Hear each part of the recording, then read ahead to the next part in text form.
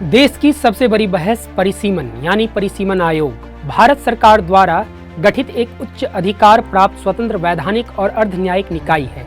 इसका मुख्य कार्य जनगणना के आंकड़ों के आधार पर लोकसभा और विधानसभा निर्वाचन क्षेत्रों की सीमाओं को पुनः निर्धारित करना है। इसका उद्देश्य प्रत्येक क्षेत्र में लगभग समान जनसंख्या सुनिश्चित करना ताकि लोकतांत्रिक समानता बनी रहे। जनसंख्या परिवर्तन के अनुसार चुनावी क्षेत्रों की भौगोलिक सीमाएं निर्धारित करना ताकि प्रत्येक क्षेत्र की मतदाताओं की संख्या संतुलित बने रहे। वैधानिक आधार की अगर हम बात करें तो यह अनुच्छेद 82 के तहत संसद द्वारा पारित परिसीमन अधिनियम के अनुसार कार्य करता, वहीं पर अनुच्छेद 170 राज्यों की विधानसभाओं के परिसीमन का प्रावधान करता।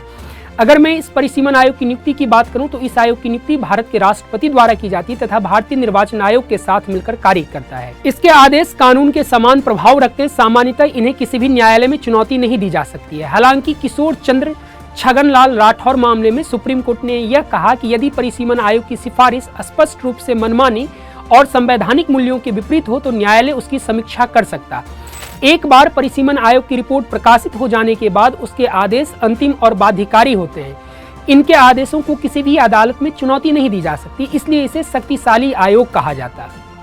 अगर मैं इसकी संरचना की बात करूं तो इसमें सर्वोच्च न्यायालय के सेवानिवृत्त न्यायाधीश, मुख्य चुनाव आयुक्त, संबंधित राज्यों के चुनाव आयुक्त शामिल होते हैं। भारत में परिसीमन आयोग का इतिहास 1952 में पहली बार इसका गठन हुआ। अध्यक्ष न्यायमूर्ति फजल अली, स्वतंत्र भारत में पहली बार परिसीमन किया गया। 1963 में अध्यक्ष न्यायमूर्ति के.एन. वांगचू 1961 की जनगणना के आधार पर परिसीमन किया। 1973 में अध्यक्ष न्यायमूर्ति जे.एल. कपूर 1971 की जनगणना के आधार पर परिसीमन किया गया। वहीं 2002 में अध्यक्ष न्यायमूर्ति कुलदीप सिंह 2001 की जनगणना के आधार पर परिसीमन किया गया। धन्यवाद।